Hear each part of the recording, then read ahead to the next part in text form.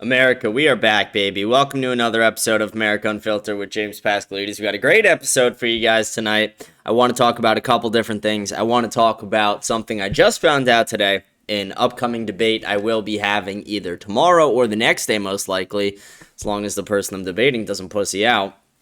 We'll explain that. And then I also want to do a reaction show to Nick Fuentes talking about the imminent Iran war that is about to unfold. I wanted to do something slightly different on the show today, but as a lot of you guys know, there's been massive internet outages, Verizon outages all day. I haven't been home most of the day, so I haven't been able to do research on my phone like I usually would like to, get things prepared for the show, and I haven't really been home, so I haven't been able to do it on my computer. I'm really just getting back now. So I figured we'll do a reaction stream today. We'll get back into the normal show schedule tomorrow. But I did want to show you guys a little bit of who I will be debating. I just got this information myself as well. I had someone reach out to me. They reached out to many people who were on Jubilee previously, including myself, and they asked, would you be willing to debate certain topics? And I said, I'll debate literally any topic, as long as the person is not going to be an absolute bitch. Like, as long as they'll have a good faith debate, I'll debate anybody on pretty much any single topic, and I'll take the America First side on it. And they reached out and they're like, would you like to debate about the ICE shooting that happened in Minneapolis? Do you think it was justified? Do you think it wasn't justified? And I'm like, it was definitely justified. I'll debate on it if you have someone on the other side. And they emailed me back saying they did. So I want to show you guys what I have today, what I got sent today. It's a clip from this woman that I will be debating on Jubilee. I haven't even watched it yet. I figured I would watch it for the first time on the show with you guys, so we're going to check that out. To be honest, I don't even know her fucking name. I don't know anything about her. All I know is there's a chance she doesn't even do it, but apparently she agreed, but hasn't locked in the time like I have. I gave multiple time options, multiple date options, and the person who will be moderating the debate said they would like to do it tomorrow or the next day. So we'll see if she locks into this. Hopefully she does. If you see this, sweetheart, I'm here to debate you. I'll be kind. Don't worry. I'll take it easy on you. I'll be nice to you. I'll be gentle. I won't bring out the backhand. Don't worry. Don't worry. But if you lose, you're pretty much admitting defeat, that we should repeal the 19th Amendment, that women are not up to the challenge to debate, that women they're not as superior as men. Like, let's just be honest, guys. Let's be honest, guys. No, I'm kidding. Men aren't inherently just better than women, but they are smarter, more skilled. It's just different things, Women are great cooks. They're great at cleaning. They're great at doing tasks. They're great at talking. But men, we're better at everything else. I mean, we're better at literally everything else. This is always such a stupid argument, but I sometimes like to bring it up just as a joke. But you always see those like little clips or commercials or whatever for like the WNBA, and they're always like, "Yeah, we should be getting paid the same as the men do." And it's like, bitch, if you put like one of the worst NBA players in the WNBA, he would score 80 points a fucking game. He would be dunking down the fucking lane every time.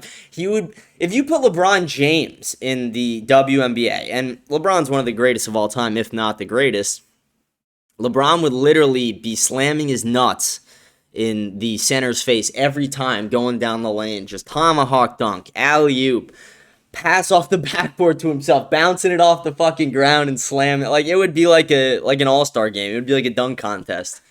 Women are not the same as men. The argument is stupid. And not to say that that has anything to do with the debate, but the argument that, like, I'm sure this is one of the women who thinks that women can do everything a man can do. I'm going to ask her tomorrow if she's signed up for the draft, and if she's not, maybe I'll email her a form to sign up for the draft if she wants equality that bad. Like, that would be kind of funny.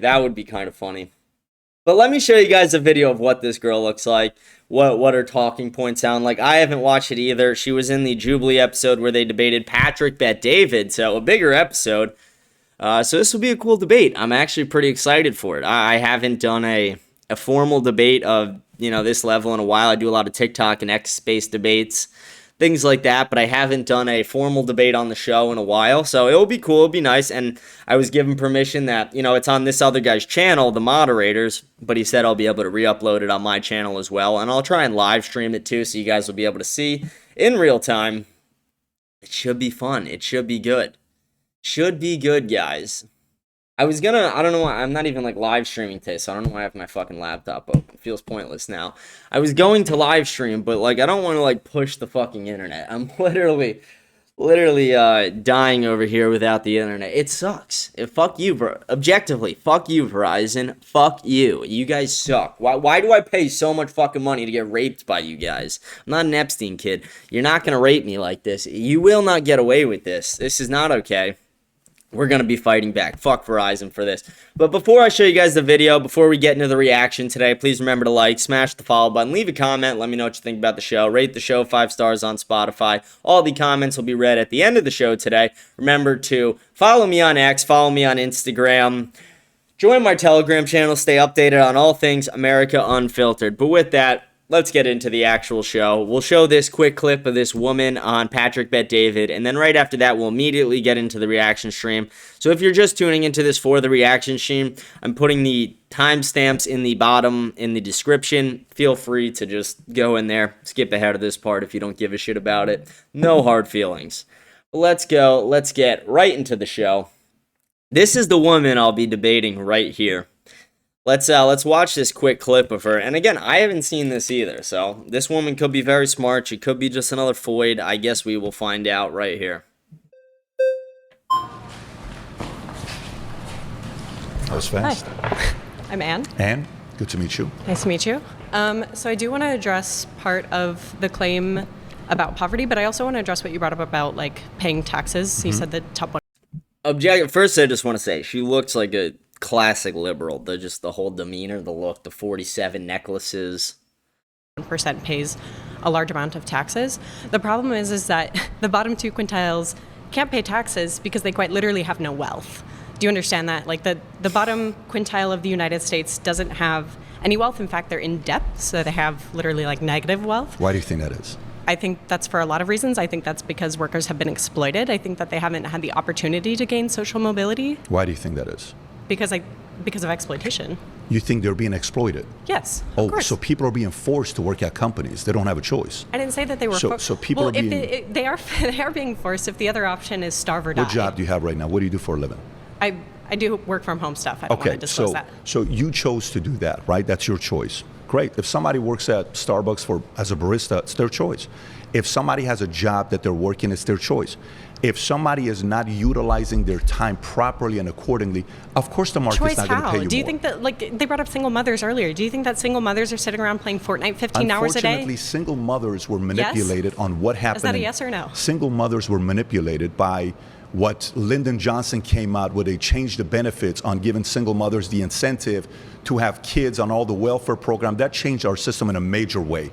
The feminist movement got single mothers to believe they don't need men and they're going to do everything by themselves and they don't need a man to help them out. This division that's happened between us caused many people to be in the situation that they're at. Most households are 50-50. They're closer to 50-50 today, so that has nothing to do with feminism. Not necessarily. Feminism didn't just like convince women because they're too stupid to think for themselves. Feminism was one of the worst things that happened in America because it pinned men against women. Do you think that women are so stupid that they've been brainwashed? Okay, so you don't think that they've just fallen into this feminist propaganda? You don't think they're idiots? No, I don't think that, but I do think people can be manipulated and brainwashed. But they're not stupid enough to do that because the majority of people are splitting nearly towards 50-50. There are so many people that bought into a philosophy that stole decades away from their lives. Decades away from their lives because they bought into an idea that didn't produce the results. What are you talking about? I'm talking about capitalism is the best economical system that provides the best results for people. But we can't just jump back and forth between claim to claim to claim. So the claim about feminism brainwashing people into being single mothers, how does that work? No, I didn't say. I said feminists originally brainwashed women to believe men are the enemy. That led to where we are today. Last week, report came in. Single mothers? Yes, in many cases, because they don't need men. Do you have evidence for that? 100%. You really think a single mother wants to be a single mother? Absolutely.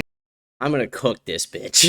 I'm going to cook this bitch. And at the worst case scenario, I'm just going to troll the shit out of her. I mean, oh, wow. We have evidence of that. You think the single mother making minimum wage down the road, like working for some grocery store? First of all, again, I'm someone who I openly talk about how people aren't doing well enough and people are struggling. So on some level, I actually do agree with a couple things she's saying, or at least the general idea of it. But the way she's going about it, it's again like our diagnosis could be similar, but how we go about curing this is completely different. And when she's like, so the single mother working a minimum wage job, it's like, okay, bitch, let's stop you there for a second. Minimum fucking wage? You're working a minimum wage job. You can DoorDash and make more than that. You can go Instacart and make more than that. And again, I'm not saying like those are high paying fucking jobs, but it's like if you're working a minimum wage job, you're either a felon or a retard. You know, there's zero justification to be over the age of, I don't know, 16 years old and still working a minimum wage job. Even at 16, it's like a minimum wage is for like 14, 15-year-olds, in my opinion. Maybe 16 if you're like, I don't know, you work at like an ice cream shop in high school. Okay, you get a pass. But minimum fucking wage, sweetheart? Okay. Or having to take care of all of her children is just like, I just don't need a man. I just want to be independent. What percentage? I'll live in abject poverty to be independent. What percentage of the U.S. revenue that we get in you think we use for entitlement programs? What percentage? She has an eyebrow fucking shave thing, so she's definitely mentally ill as well. I don't remember the exact percentage. What do you think the number is? So we bring in... Do you think she's studying the game film on me tonight like I'm doing right now? Like, we're reviewing the game film. This is how NFL players prepare for the Super Bowl. This is how the pros do it. You think she's watching my show and being like, wow, I'm gonna get mogged. Is that what she's thinking right now? I'm gonna get mogged by a mogger. This guy is going to mog the fuck out of me. It's far less than what we do in private spending. We bring $4.9 trillion in, okay? The U.S. revenue comes in. What percentage do you think goes to entitlement programs? I don't know. What do you think is a reasonable number? Well, what you're calling entitlement programs, I'm actually not sure what you mean by that. Yeah, I'm talking about Social Security. I'm talking about so social Section welfare. 8. I'm talking about any of these. It's much less than other OECD countries. What percentage do you think it is? I don't remember the exact percentage, but it's much less than other OECD countries. Do you think it's 10%? We are far behind. 20%? 30%? What do you think the number is? No, but it's relatively low compared to other OECD countries. What do you think it is? Can you guess the number? I don't remember the number off the top of my head. I've already said that. 68%. How much more entitlement? 68%. Can we fact check that? You can fact check that. Okay. Please do so. Please. 68% goes to entitlement programs. Of our federal budget? No, of the revenue that comes in, 68%. So the capita GDP. Not GDP. You're confusing the two different things here. Actual tax revenue that we get, okay, so tax revenue. 68% of it goes towards entitlement programs. 68%. She got kicked off so fast. Yeah, I'm gonna cook this bitch. Okay, that's crazy. That's crazy. That's actually hilarious. Let's see. Let's get that here. Okay. I just wanted to check that out with you guys. See what we'd be up against. I think objectively, I have this one. Again, I don't want to call it early. I don't want to be like the guy who gets a tattoo of his team before they even win the Super Bowl. But I'm coming for you, sweetheart. I'm coming for you. By the end of this, you're going to be making me a sandwich. It's going to feel good. It's going to be nice. Don't worry, I'll take it easy on you. I'll be nice and sweet. I'll be gentle but firm. I'll take you out. I'll treat you like a princess. Don't worry. It'll be all right. It'll be all right. You'll get through it, sweetheart. This is gonna be fun. This is gonna be fun. I really hope she watches the stream tonight. I really hope. I hope she knows what's about to hit her. I hope she understands the thunder that I'm coming with. This is going to be awesome. When they told me, they're like, oh, it's another one from Jubilee. I was like, okay, maybe it will be someone who's actually intelligent. You know, you see some people on Jubilee, they give decent arguments, and then some are complete and utter fucking retards. I would put her somewhere in the middle of that. You know, I wouldn't classify her as a complete retard, but let's be honest. Name me 10 female genius. That's something I'm going to ask her too. Like I said, I'm going to spend a little bit of the time tomorrow trolling the shit out of this woman. You know, I'll send her a draft card, see if she'll sign up for the draft if she really wants equality. We'll really have a fun time with that debate. Hopefully it happens tomorrow. Hopefully she doesn't pussy out. That would really be a bitch move, but we'll see. We'll see. But with that, let's get right into the reaction stream. It does seem like the Iran war is imminent. From my estimations, what I'm seeing with a few different factors, it looks like within the next 24 to 48 hours, what's today, Wednesday? I would say Friday or Saturday night, maybe. Could even be sooner than that. I mean, I wouldn't be surprised if it happened tonight, tomorrow, the next day. But Friday or Saturday night is my official guess in when we will start striking Iran. And I think it's inevitable at this point, and we're going to do it before Israel does it, and they're doing that strategically because they're going to say that it wasn't Israel who got us into this, it was the United States, and we're doing it to liberate the freedom fighter. It's like, okay, fuck off. We don't need to hear your bullshit. Stop with the goy slop. We're done with it. We're done with the goy slop. We are ascending in 2026. So I want to hear what Nick has to say about it. I didn't even get to watch the show last night. And like I said, I really just didn't get a chance to do research today. I wanted to talk a lot about the Somali fraud and the St. Louis fraud because one guy I'll be doing a collaboration with, I think on the 30th. So I think in about 2 weeks, we'll be doing a collaboration on his show. I'll try and get him on my show as well. Isaiah Asher, he discovered a bunch of fraud in St. Louis, similar pattern to what Nick Shirley discovered in Minnesota. So I was going to talk about that today. We'll probably talk about that tomorrow, depending on if Iran gets bombed tonight, we're going to be talking about that tomorrow. But like I said, my estimation is Friday or Saturday, most likely. But let's get into the reaction stream. Let's watch what Nick Fuentes has to say. We're just going to watch up until the super chats, then we'll go to the comments on our show. Sign off for the day. It's been a crazy day. Fuck you, Verizon. One more time before we get into the reaction stream, I just want to say, fuck you, Verizon. You guys fucking suck. Like, I'm gonna be Jewish for a second. I want a credit. I want a credit back on my next month. I want some form of payment for... I want reparations. I'm gonna be a black Jew for a second. Give me reparations. Give me a credit. Give me a discount. Because fuck you guys. Well, why do I not have fucking service for a fucking full day? Why is it when I look at my phone still, it says SOS on it? Suck my dick. Like, it's absolute... What am I paying for? What the fuck am I paying for? Seriously. Like, what if like, my fucking... I don't know. What if someone I know was getting raped today, and they were, like, trying to call me, and they couldn't because Verizon just shat the bed? Do you know how many rapes Verizon just caused? Do you know how many rapes could have been stopped today that you guys allowed all these rapes to have? Verizon, it's on your hands. It's on every person who gets raped today. Blame Verizon. It's Verizon's fault. Verizon could have stopped all these rapes. All these people needed to do was make one phone call, and it would have been stopped. But they weren't able to make that call, so all these people got raped. And I blame Verizon. Who's the CEO of Verizon? Let's see. Is he of the Israeli persuasion? Let's see.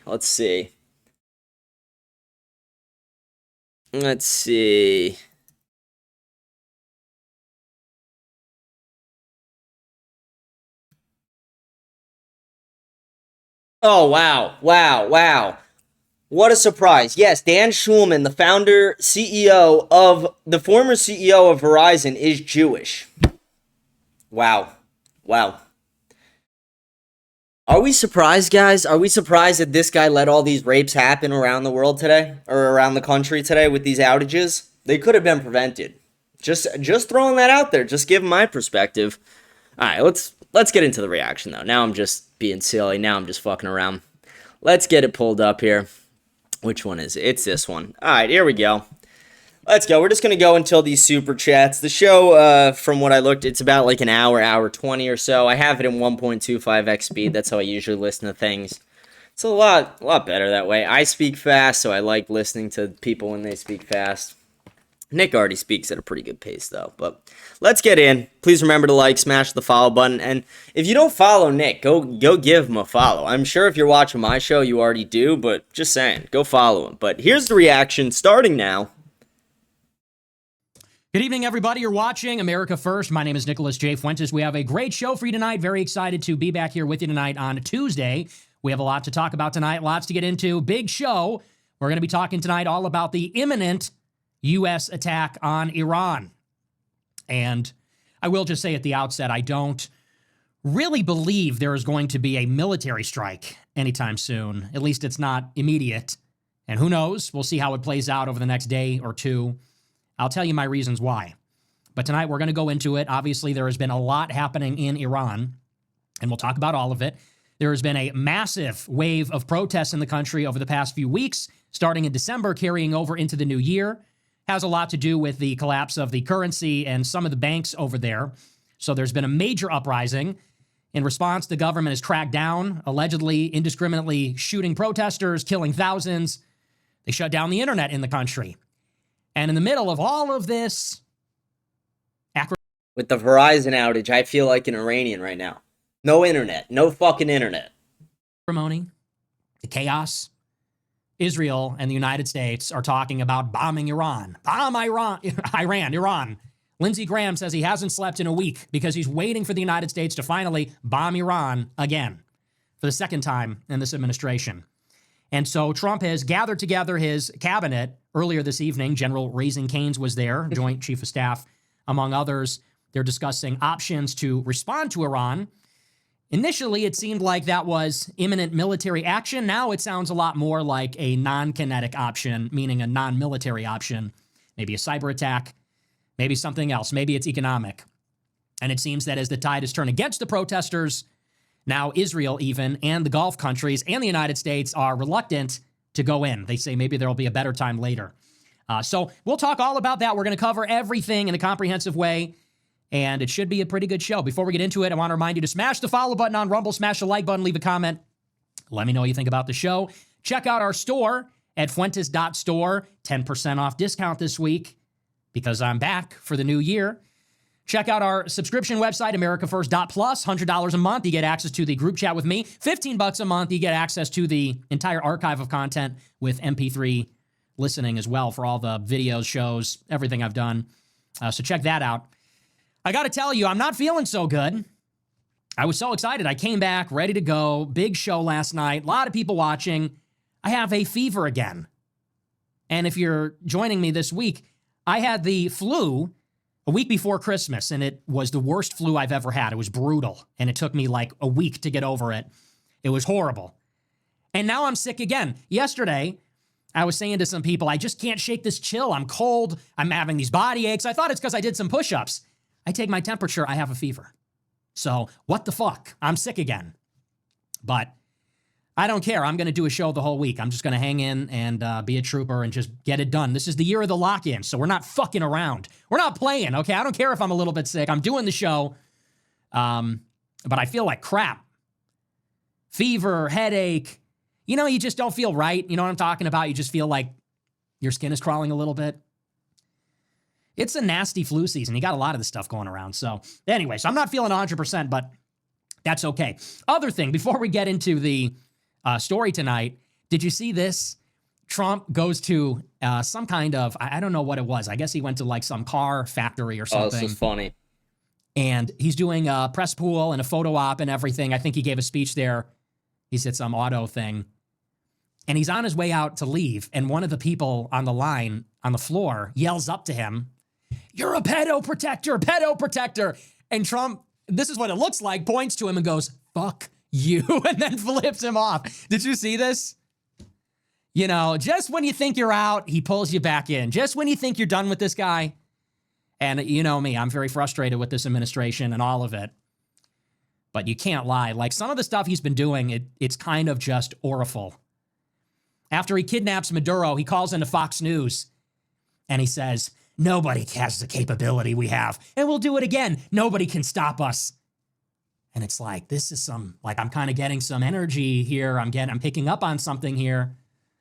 And then he goes to this auto place and some blue collar hick lib, "Hey, you're a pedo protector." He goes, fuck you. And then he gives him the middle finger. It's like, okay, that's based. We have to admit, we don't have to love it.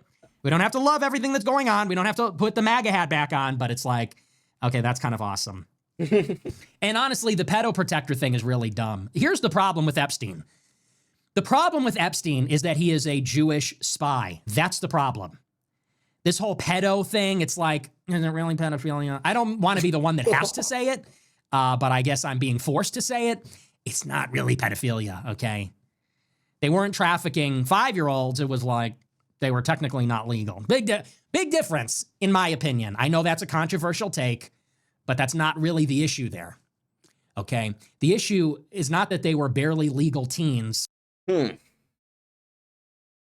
don't know. That's kind of like, I see what he's saying, and it's a similar point that Megyn Kelly made And I kind of made a fairly similar point where it's like, again, in the United States, obviously the age is 18, and I honestly think it should be there or higher even. But one of the arguments that I kind of made, Megyn Kelly made, and it seems like Nick is kind of hinting at here, is you have dozens, if not way more countries around the world who have their age at 15, 16.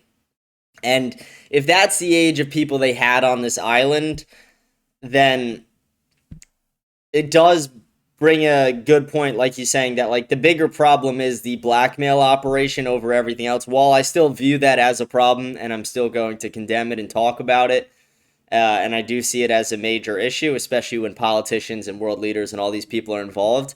I understand the bigger point he's making, because, again, I've made that same point on this show before as well, that it's like, you have, like, what's a country? Okay, like, here's a good example. There was a clip of Bonnie Blue, that fucking disgusting whore, who said she was going to go to Ireland, because in Ireland, the age is 16, and she was like, yeah, in America, you know, like, I have sex with a lot of 18-year-olds, but I'm going to Ireland, and, you know, they're going to do it with a 16-year-old. And it's just a weird line with that, because, again, if that's the age they have on Epstein Island, then it gets into slightly weird territory where it's like, no, we can't justify it.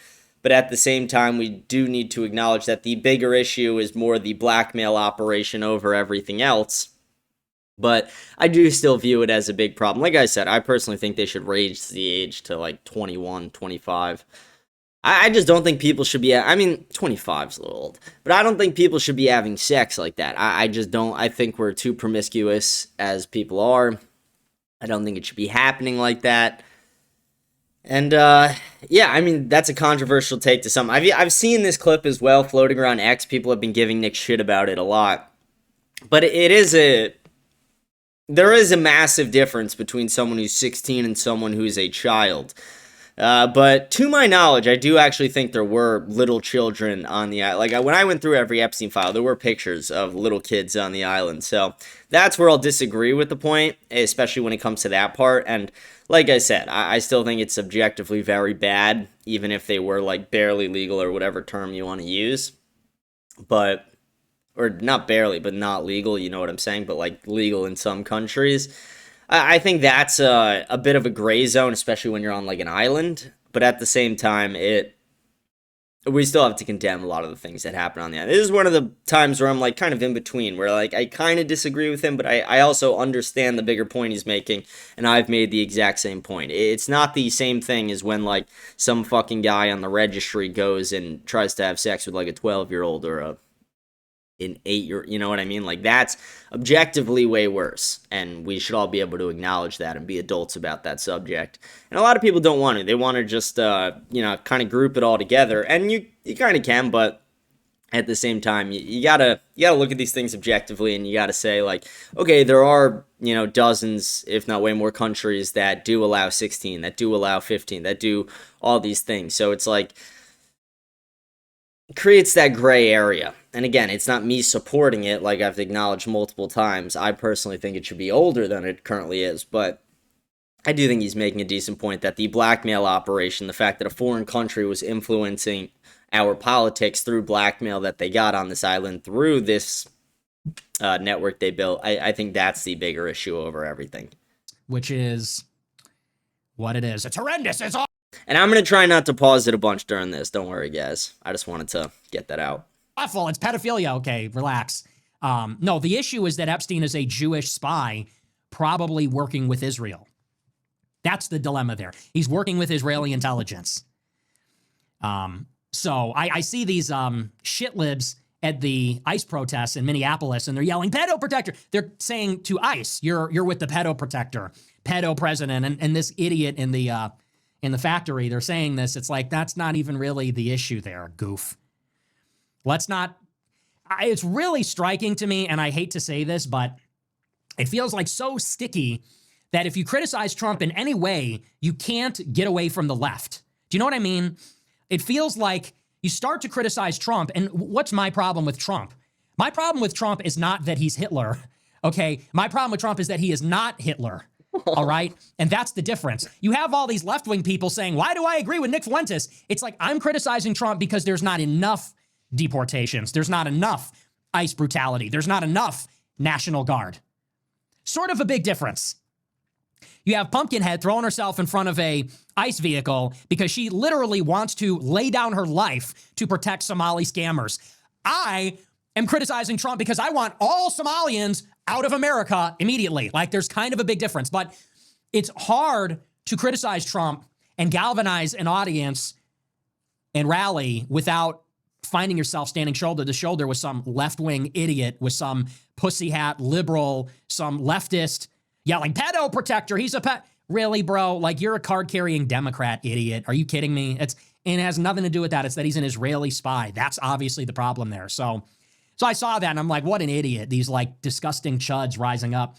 And it forces you, it feels like you're forced to make a decision. You're either with left-wing scum or you're with Trump. And it's like, I want to be with Trump, but he has these people that have captured his administration that are making it impossible to support. But I'm really not on the left either.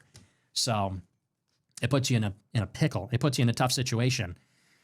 So, and I said as much the other day with regard to Venezuela, and we'll talk about ICE. I think we'll talk about the ICE protests either tomorrow or Thursday. We're going to save it for a later day. But it's the same thing. It's like all these people that are criticizing Trump and Israel, they're now saying ICE is like terror capitalism. I saw Blumenthal say that. Like they don't like that ICE is deporting people. It's like, well, okay, so what is this actually? I'm not with this. Like, I want the illegals out. And I said it the other night. This is the last thing I'll say about it. Then we'll move on. America first is the rallying cry. It is not like Israel's an apartheid state. It's not free Palestine. It's not. No, the rallying cry is a positive vision that says we're putting America first against all foreign influence. And you cannot be in favor of America first, ejecting AIPAC and ejecting the Israel lobby and the neocons, but then turn around and say, we need millions of people here that have no legal standing to remain in our country. Because these are both forms of foreign influence. 10 million illegal Venezuelans anchors away having children. That is a form of foreign influence. That is a form of putting America last. Just like it is when they bribe Congress. It's 6 of one, half a dozen of the other. You can't complain about $4 billion to Israel every year and then throw yourself in front of an ICE vehicle because they want to investigate these Somalians that are taking millions of dollars from the taxpayer. Because arguably it's the same thing. What do you think the Somalians are doing? They're taking that money for themselves and they're sending it back to Africa as a remittance. It's the same thing. Now, it is distinct in some meaningful ways. They have less agency. They work with the left-wing architecture. They work with the Democrats. But in principle, it is putting America last. So we have to differentiate ourselves. I said it the other night, but this is a year of refinement. We can't let the movement slip into this kind of, like I said, left-wing, women's march. You're not going to see me at the women's march ever. Like, I'm never going to wear the hat. I'm never going to be out there yelling, pedo protector, ICE is too brutal. My only issue with ICE is you cannot perform brutality without being brutal. My problem is the brutality is fake. No. We want them to actually shut down the country and actually get these people out, and we want them to downplay it. The problem is they're not doing what they're supposed to be doing. They're playing it up because they want us to think they're doing their job. And by that, I mean they're putting out these edits of ICE kicking everybody's ass because they want the base to think they're getting mass deportations when in reality, the administration has no intention of doing it. And I'm saying we need the opposite. Keep it quiet, actually put a media blackout on it, suppress how much you're doing, and do a lot more of it. Shut down the whole neighborhood and just go door to door. Citizenship, papers, please. Citizenship, papers, please. Don't have them, get in the back. I agree. It needs to be industrial. So anyway, and that's a far cry from these other people that are crying about a dead protester. You know, we're trying to get 30 million fucking people out of our country. You think we're not going to step on some toes? Like, what do you think is going to happen here exactly? 30 million people are here and they don't want to go. Like, what do you think is going to happen? So the government needs to be willing and able to do what it needs to do. And now you have all these Israel critics coming around and saying, oh, well, I'm like anti-big government. Big government sucks. And I don't like police brutality. And the IDF trained ICE. It's like, okay, so you're just a left-wing idiot then. Okay, so you're just like some leftist scum. Like, I don't even know at that point. It's like, what are we, the Ron Paul movement now? Like, I'm not a Ron Paul libertarian, okay? I'm not a Ron Paul guy. I'm not Obama. I'm not a liberal, okay? I'm a reactionary. We need decisive action from a powerful executive to radically change the country. We need like a reset. The country needs to be put first, and that means a lot of stuff is going to have to change. And people that don't want to lose their jobs are going to have to lose their jobs, and people that don't want to leave the country are going to have to leave the country. And the left will lash out, and they need to be put in jail for it. And if they resist, well, that's what happened to George Floyd, Anyway, so that's that. But I do want to move on, because I saw that thing, I saw that little video, pedo protector, and I'm like, this guy just sounds like some stupid hicklib. Gross. But I want to move on. I want to get into our featured story about these Iran strikes. As you know, I've been talking about this for years, and we're going to talk all about the current situation as it's unfolding. I do want to get into a little bit of the background here, because just like with Venezuela, you can't really understand the issue if you're looking at it narrowly. You can only really understand what's going on if you look at it broadly. And that means you need to know what is happening in that neighborhood, and you need to know the recent history. You need to know what has been going on. Well, why do I say this? So what is happening in the past few weeks are these massive protests. Well, they want us to believe they're massive. This massive popular uprising in Iran. Iranian protesters have taken to the streets. They are taking over government buildings. And the Iranian regime, which is paranoid and violent, is cracking down hard, shooting the protesters with automatic weapons indiscriminately, stacking up the bodies, thousands dead, internet blackout to break the back of the protest. This is the story. And now there are urgent demands for the United States to intervene on the side of the protesters. But how did we get here?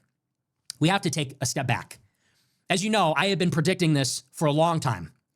In 2023, after October 7th, I said eventually Israel's campaign in Gaza and Lebanon and elsewhere will culminate in a regime change in Iran that will involve the United States. And I said that for many years. I've said that, I guess now it's two and a half years or something, whatever, 2 years and a few months.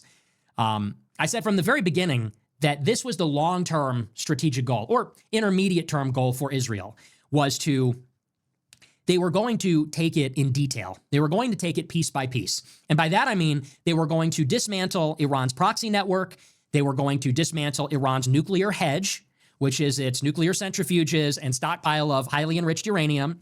They're going to take out Iran's missile capability, their missile launch platforms, of which they have thousands of missiles, and that ultimately, once this has been achieved, the pathway will be cleared for a decapitation strike, a color revolution, an invasion, some form or another of regime change. And I said that, as you know, for those that have been watching the show years ago, it wasn't, I don't think, really the most unpredictable thing, because the Israelis were saying it. The Israelis, after October 7th, were saying this. They said that after October 7th, we have to just change the status quo. We need to reset the balance of power. We need to reset the regional order that has persisted for 50 years, and they're alluding there to the Yom Kippur War and the land for peace negotiations since then, tolerating a Palestinian state, the rise of Iran and Islamism. In no uncertain terms, they were gesturing towards and telegraphing regime change. Now, why does this matter? It's because if you're only watching the headlines, if you're only watching the news, then these things are coming at you very fast, and they're happening all of a sudden. I remember I was talking to a Trump supporter in 2024, and I said, I'm not voting for Trump because he will take us to war in Iran. And I remember this guy said, dude, I just don't see that happening. And I said, well, of course you don't see it happening, because you're not paying attention to what's happening in the region. You are not paying attention to the news at all. You are sitting around and waiting for the big story to break. You're waiting for the crisis to boil over, and that is when it appears in your For You page. That's when it appears on your timeline. And then it seems like it came out of nowhere all of a sudden, and maybe more importantly, it feels sporadic. When the United States and Israel attacked Iran last June, it felt like it came out of nowhere, and then as quickly as it arrived, it went away. And because it wasn't in the news, people stopped paying attention. And so because NPCs struggle with object permanence, for them, it just stopped existing. The region stopped existing. The crisis stopped existing. It was resolved in the war. And I remember, after the 12-day war, when Israel and the United States bombed Iran last June, everybody said, well, no harm, no foul. All Trump did was drop a couple of bombs on a couple of nuclear facilities. They said it's really not a big deal. They said because this isn't a war and it's not nation building and it's not regime change, they said this was actually brilliant because it was a targeted, limited, restrained strike only on Iran's strategic hedge, its nuclear centrifuge, its nuclear infrastructure. They said, so now that the conflict is over, we can all forget about it and we can say mission accomplished, like George W. Bush. It had like an 80% approval rating within the GOP, those strikes, and everybody moved on. So why does the context matter? Because we have been at war with Iran for many years. Arguably, our present conflagration with Iran started in 2018 when Trump pulled out of the Iran nuclear deal. And where does the Iran nuclear deal come from? Where does that come from? It comes from 2015 when Barack Obama and John Kerry negotiated the Joint Comprehensive Plan of Action. They got Russia, China, UK, France, Germany, Italy, all the major players together as signatories to agree to relieve Iran sanctions if they give up some elements of their nuclear program and have some oversight and transparency about it. We pull out of the Iranian nuclear deal unilaterally in 2018, hit the sanctions back on Iran hard. We forced the Europeans to put the sanctions back. 2020, we kill Qasem Soleimani, their top general. We declare their paramilitary group, the Iranian Revolutionary Guard, a terrorist group. And then what starts in 2021, 2022, it's actually just an escalation, is that Israel starts assassinating Iran's nuclear scientists again. And Israel starts launching cyber attacks on critical Iranian infrastructure. And Israel starts conducting industrial espionage in Iran, blowing up factories, some military, some commercial, blowing up ports, attacking their utilities, their power grid, all of their critical infrastructure. And of course, that fed into what happened on October 7th and Israel's systematic confrontation with Iran's proxies, and then ultimately Iran throughout 2024, and then in 2025 with the 12-day war. And now here we are again in 2025 with these protests and all this talk about bombing Iran. And I'll reiterate it again for people that don't watch my show a lot, or if you haven't seen my coverage of Iran, the only thing you need to understand about Iran and Israel and the United States is the different strategic objectives that are at stake here. What is Israel's strategic endgame in the Middle East? They're very clear about this, and they have been ever since Likud, which is Netanyahu's right-wing party, ever since they came to power in the 70s, they have been absolutely transparent about what they want in the region. And how they describe it is they want a mosaic of statelets, mini states, mini governments, a mosaic of them. And what does that mean exactly? It means that through war, through subversion, destabilization, through military intervention, regime change, they want to take all of the powerful Muslim countries or Arab countries in the Middle East, and they want to dismember them. They want to divide them up into many different territories. So take Iraq, for example. There was a time when Iraq was a major military power, and it was united under Saddam Hussein and his fascist, Ba'athist ideology, and they wanted to unite the Middle East under this ideology. With his oil wealth, he built a military, had dreams of developing a nuclear arsenal or an arsenal of chemical and biological weapons. This is inherently threatening to Israel because Israel, in order to feel secure, needs it to be the case that there are no other countries that threaten it in the region. So Israel had the United States invade. Wasn't good enough that we oversaw the destruction of their WMDs. We had to overthrow Saddam in 2003. And what they ideally wanted for Iraq was to divide it up into 3 different countries. They wanted a Kurdish country, a Shiite country, and a Sunni country. Same story in Syria.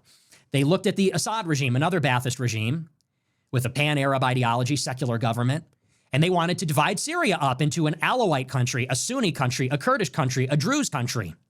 Because if you can take the whole Middle East and turn it into 100 different tiny states, tribes with flags, none of them will have the population or the economy or the military might to threaten Israel. And systematically, that is, as you know, what has happened to Iraq, to Syria, to Libya.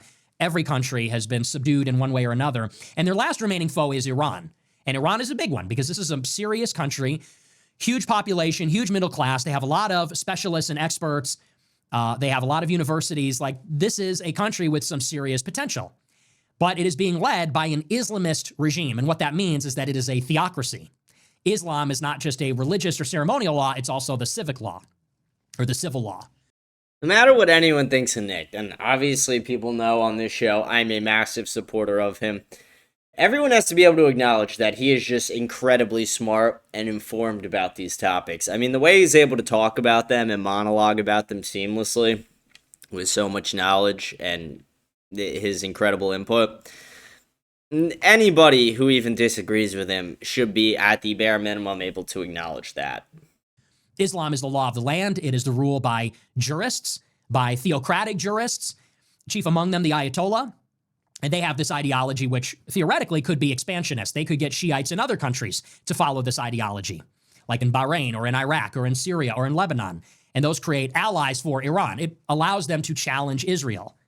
And so for as long as this Islamic regime has been in place, which is since 1979, Israel has sought regime change. They want, as we talked about yesterday, what is a regime change? They want a different kind of regime. They do not like a revolutionary Islamist government in such a powerful, big, populous, oil-rich country. Because a country like that, one, as I said, is powerful enough to challenge Israel, but two, empowered by this ideology, by these ideals, could motivate other groups in the Middle East to work against Israel's interests, and that has historically been the case. So Iran is one of Israel's mortal enemies, but Iran knows this.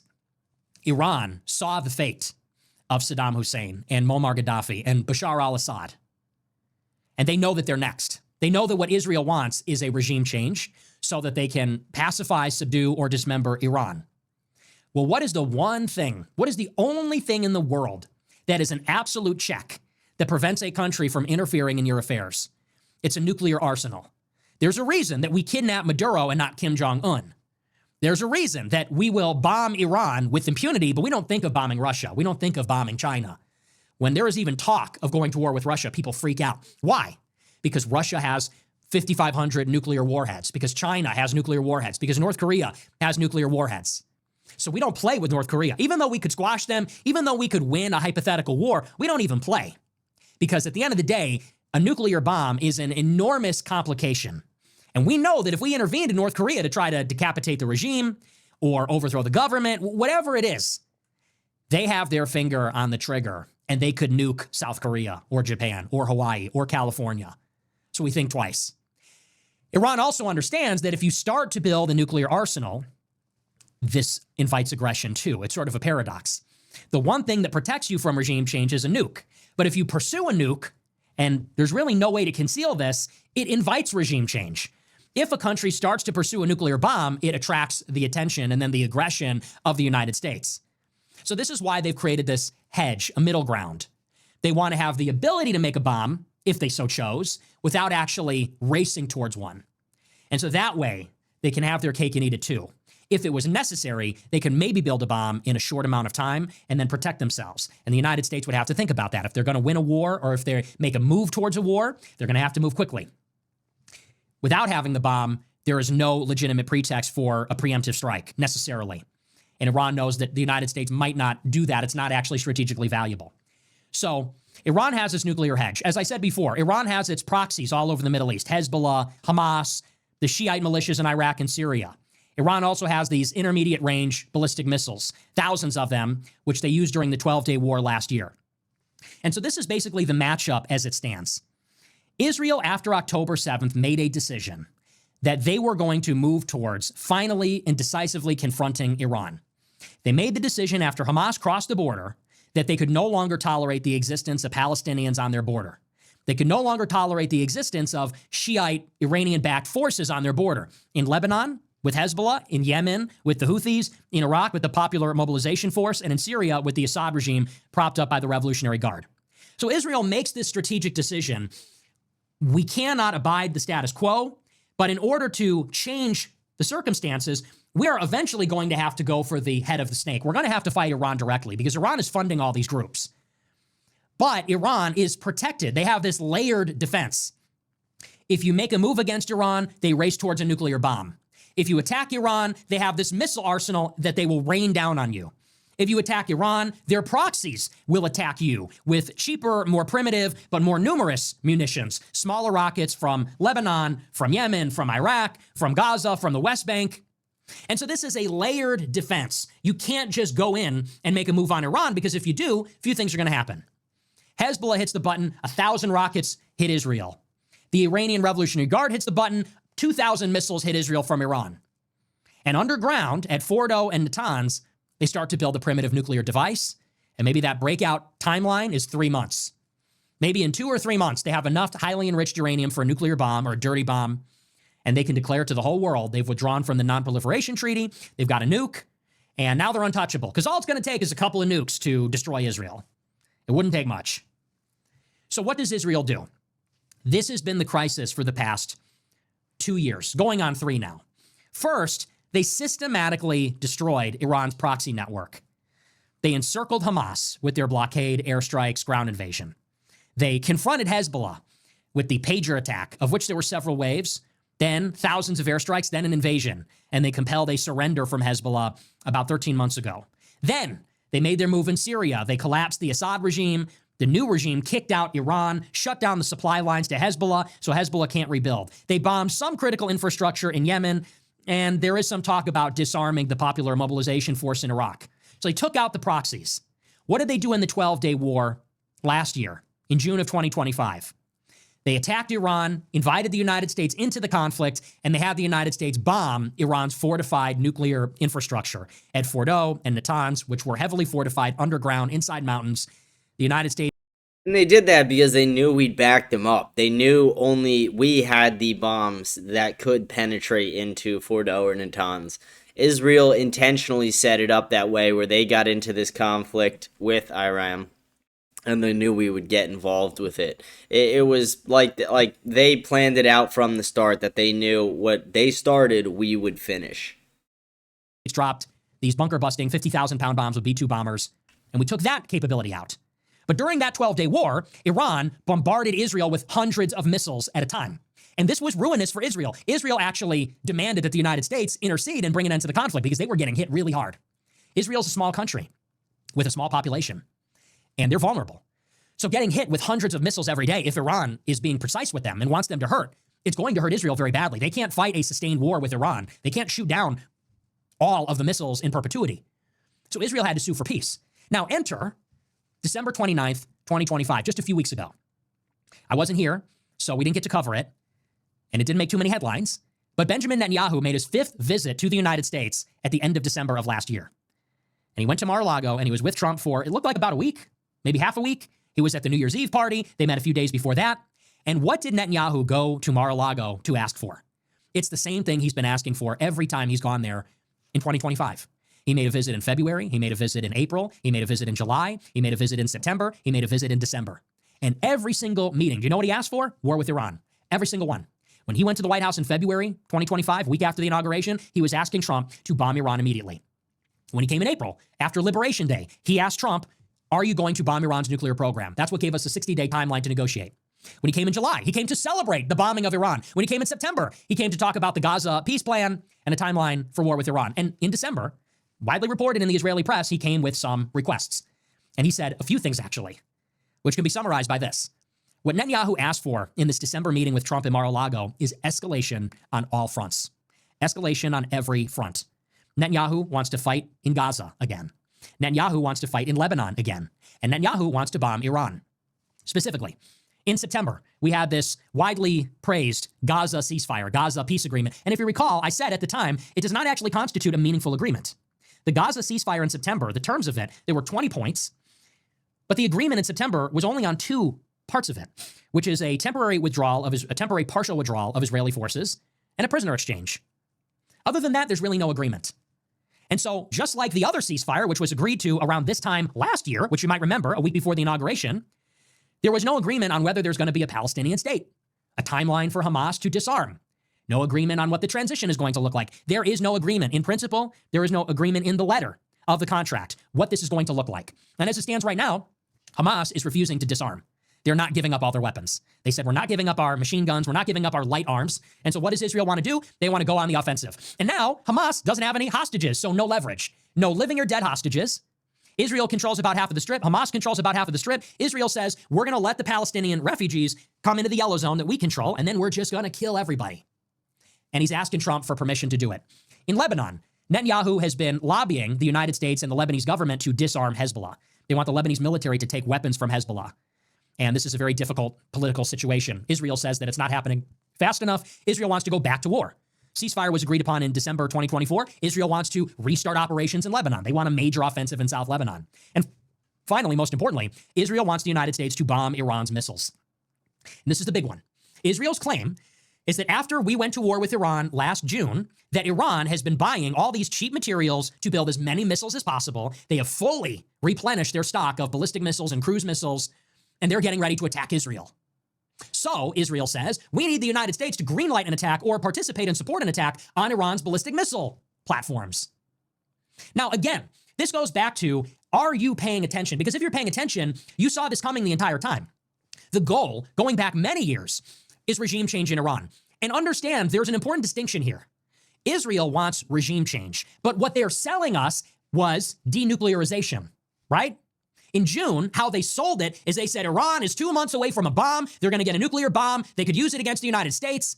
So Trump needs to take out their nuclear bomb program, right? They used the nuclear issue, but these are two different things. Denuclearization and regime change are two different things, but they go hand in hand because you cannot do regime change without denuclearization. And so why does that inform us about what is going to happen next? Because bombing Iran's nukes was only one of the steps in a much more ambitious program. It's not about their nukes. It's not about their proxies. It's not about their missiles. It's about all of those things because all of those things protect the regime from outside intervention. But everybody, all the normies, all the NPCs, they say, well, we got to take out their nukes. Oh, well, now we got to take out their missiles. Their missiles, who cares about their missiles? Their missiles can't touch the United States. And here's the thing. You can make the case that it is in America's interest to pursue the non-proliferation of nuclear weapons. It's not good for America for other countries to have nukes. We want as few countries to have nukes as possible. Ideally, we'd be the only ones that have them. But that is not their endgame. And look at how quickly they did the bait and switch. Last June, it was take out the nukes, take out the nukes. Now it's take out the missiles, take out missiles. Who cares about the missiles? That's not our problem. You're afraid of the missiles? Well, you should talk to them about that. Israel should just talk to them. You want to know why? Because Iran is a huge country, huge territory, 90 million people, as we all know now, with oil wealth. They have a 1 million man army. Yeah, they're going to have missiles. Missiles are cheap. Missiles are cheap. That is the meta. That is the defensive realist tactic now. Yes, you're going to have missiles. So if you have a problem with the missiles, you talk to them about it. Get Saudi Arabia, get the Emirates, and you talk to them about the missiles. That's not a problem for Washington. Their missiles can't hit the United States from all the way over there. And why would Iran want to hit us with missiles? Leave them alone. This is about helping Israel, not for them to feel safe, but to clear the way to expand and escalate the war. Yep. Take out the nukes. Now take out the missiles. So this is the meeting that happens in late December. Suffice to say, Netanyahu makes these requests of Trump. He says, I want to go back to war in Gaza. They're not abiding by the deal. They're not disarming. I want to go to war in Lebanon. I want a comprehensive escalation there because the Lebanese government is not disarming them. And we need to take out Iran's missiles. And if you recall, what did Trump say at the meeting? Trump said, if Iran rebuilds its nukes, we'll definitely bomb them. He says, if Iran rebuilds its missiles, we'll look strongly at bombing them. And so according to sources that were briefed on this, they didn't agree to a timeline or any specificity, but Trump was not adamantly against this. Okay, so Trump is open to expanding the war. Sure enough, wow, what a coincidence. Sure enough, days after this meeting between Trump and Netanyahu, you get these giant protests. Giant protests grip Tehran and grip the west of the country. And now they're saying the regime is cracking down and murdering people. This is what the New York Times 100% manufactured. If you don't think that Mossad and the CIA are involved in the protests happening and the false reports and numbers of how many protesters have been killed, no offense, you live in a fucking hole in the ground. said about it. It said, quote, as the Iranian authorities impose a total communication blackout on a country convulsed by mass protests, the government is waging one of its deadliest crackdowns on unrest in more than a decade. Eyewitnesses say government forces have begun opening fire, apparently with automatic weapons and at times seemingly indiscriminately, on unarmed protesters. Hospital workers say protesters have been coming in with pellet injuries, now arriving with gunshot wounds and skull fractures. One doctor called it a mass casualty situation. In videos uploaded by opposition activists on social media, families can be seen sobbing as they huddle together over bloodied corpses and unzipped bags. Those who still support Iran's theocratic government and those in the streets calling for its downfall agree these are days of brutality unlike anything they have ever seen. Multiple American officials say that U.S. intelligence agencies have conservatively estimated that more than 600 protesters have been killed so far. The agencies have noted that both the current protests and the crackdown are far more violent than those in 2022 or other recent uprisings against the government. A senior Iranian health ministry official speaking on the condition of anonymity said about 3,000 people have been killed across the country but sought to shift the blame to terrorists fomenting unrest. Wow, well, what a coincidence, huh?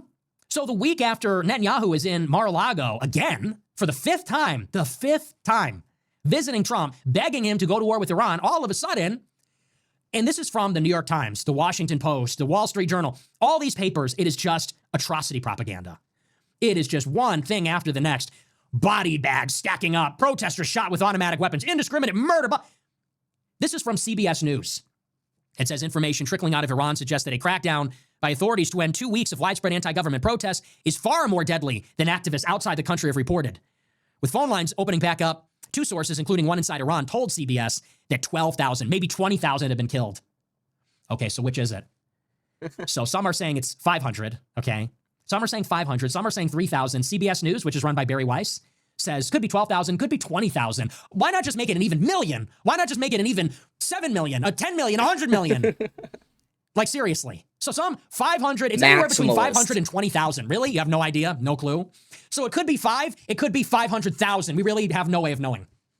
And so some are saying the official number says 500. Some sources say 3,000. Barry Weiss at CBS News, well, she's got a source in the country that no one else knows that says it could be 20,000. Okay.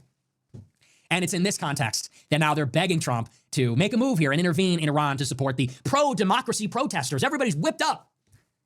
And here's another thing about Iran. There have been massive protests. There have been uprisings in Iran for as long as the Islamic Republic has existed, and especially in the past 15 years.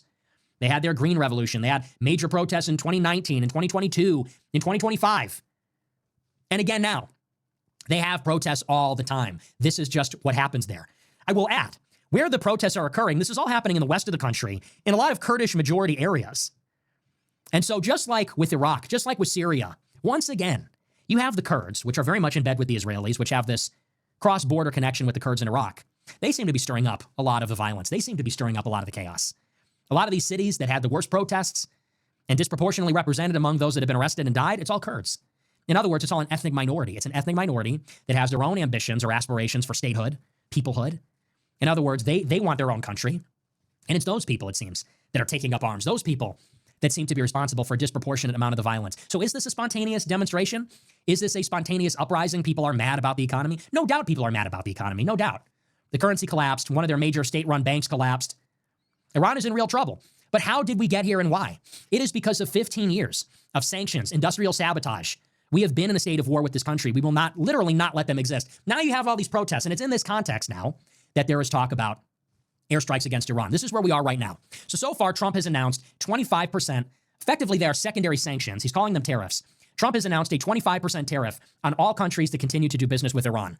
This is a report on that. It says, on Monday, President Trump announced he would impose a 25% tariff on any country doing business with Iran, which, if enforced, could add to the economic pain among Iranians that sparked large-scale protests inside the country.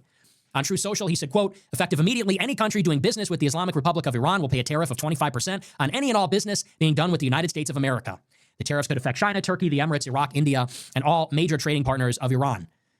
Now, we'll see if that even holds up. It might be struck down in court, and it might not even be enforced. But he is tightening the noose around Iran. This is part of a maximum pressure campaign to create chaos inside the country. Then, Trump discussed potential options to strike today at a number of press pools. He said that help is on the way for the protesters. This is from the New York Times. It says, quote, on 2 occasions on Tuesday, President Trump told Iranians protesting against their government that help is on the way. The latest sign that the U.S. might soon take action against a regime that mounting evidence shows has killed thousands of demonstrators during a popular revolt. The message indicated that Trump is on the verge of a fresh intervention in Iran, potentially wading the U.S. into a confrontation with the country to support an uprising against state repression and a flailing economy. Make Iran great again, he said after visiting a factory, calling the situation fragile. Trump, for days, has received briefings from top members of his team, including Vice President Vance, Secretary of State Marco Rubio, who have presented him with a suite of options ranging from diplomacy with Tehran to military strikes. Many of the options are non-kinetic, meaning non-military, officials say. If Trump does decide to authorize an attack, his options to do so are limited by the shift of military personnel and equipment to the Caribbean, which is kind of nice to hear. There are currently only 6 U.S. Navy warships in the Middle East, 3 littoral combat ships, 3 destroyers, versus 12 in the Caribbean.